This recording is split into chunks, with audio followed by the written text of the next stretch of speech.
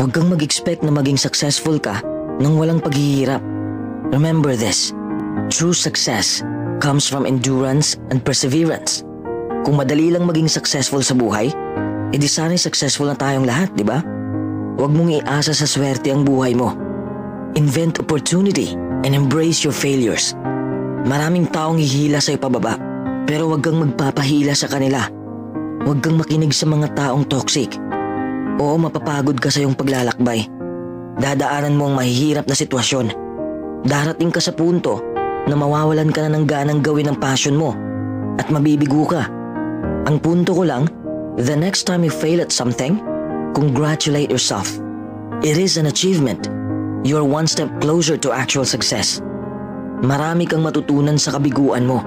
Along the way, you learn a lot about yourself and you learn a lot about what makes you happy.